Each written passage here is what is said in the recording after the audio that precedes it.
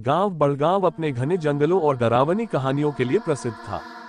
गांव के बीचों बीच एक प्राचीन कुआं था जिसे लोग खूनी कुआं कहते थे। कहते हैं जो भी इस कुएं के पास गया वो वापस नहीं लौटा। ये कुआं हर रात अजीबोगरीब आवाजें करता, जैसे किसी के चीखने और रोने की। रवि, एक युवा पत्रकार, डरावनी और रहस्यमयी कहानियों पर आधारित लेख लिखता था। एक दिन उसे इस खूनी कुएं की कहानी पता चली।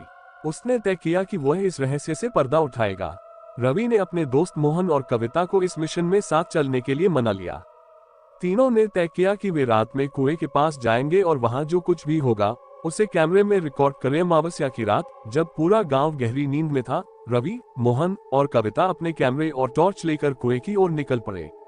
जैसे ही वे कुएं के पास पहुंचे, ठंडी हवा का झोंका उनके शरीर को कंपा गया। कुएं के पास पहुंचते ही मोहन ने कहा, यहाँ सच में अजीब माहौल है। ऐसा लग रहा है जैसे कोई हमें देख रहा हो।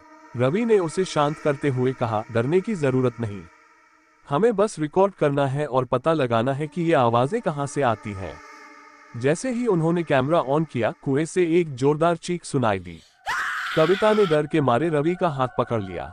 मोहन ने टॉर्च कुएं के अंदर डाली, लेकिन वहां कुछ नहीं था। तभी टॉर्च की रोशनी अचानक बंद हो गई। चारों ओर घना अंधेरा छा गया। ये क्या हो रहा है? मोहन घबराकर बोला। अचानक कुएं के चारों ओर सफेद धुंध फैलने लगी। धुंध से एक परछाई निकली जो सीधी कविता की ओर बढ़ने लगी। भागो, रवि चिल्लाया, लेकिन उनके पैर जैसे जमीन से चिपक गए हों। परछाई अब कविता के ठीक सामने थी। उसने एक भयानक आवाज में कहा, तुम्हें यहाँ नहीं आना चाहिए था, ये कुआं खून से प्यासा है। डर के बावजूद रवि ने हिम्मत करके पूछा, तुम कौन हो और यह कुआं इतना डरावना क्यों है? परछाई ने जवाब दिया, मैं चंद्रिका हूँ। 100 साल पहले इस गांव के जमींदार ने मुझ पर झूठा इल्जाम लगाकर मुझे इस कुएं में जिंदा फेंक दिया था।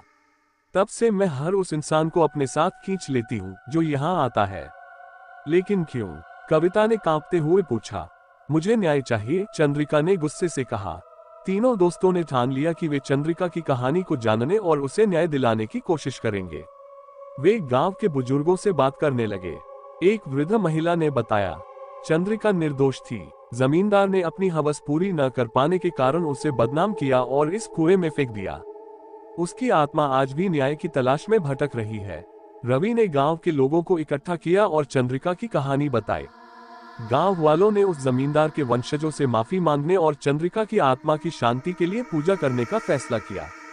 अगली अमावस्या की रात रवि, मोहन, कविता और गांव वाले कुएं के पास एकत्र हुए। उन्होंने मंत्रोच्चार और पूजा शुरू की। जैसे ही पूजा खत्म हुई, कुएं से एक रोशनी निकली और चंद्रिका की आत्मा प्रकट हुई। अब मुझे शांति मिली है, उसने कहा और हवा में विलीन हो गई। सब कुछ ठीक लग रहा था, लेकिन कहानी यही खत्म नहीं हुई। रवि ने कैमरे की रिकॉर्डिंग चेक की तो देखा कि चंद्रिका ने एक आखिरी संदेश छोड़ा था। ये कुआं अभी भी खतरनाक है। यहाँ कोई ऐसी ताकत छिपी है जो मुझसे भी ज्यादा खतरनाक है। इसे बंद कर दो वरना। ये सुनकर रवि और उसके दोस्तों ने गांव वालों के साथ मिलकर कुएं को बंद करने का फैसला किया। लेकिन क्या ये वास्तव में अंत था या कुछ और बड़ा खतरा आने वाला था? ये सवाल अब भी बाकी है।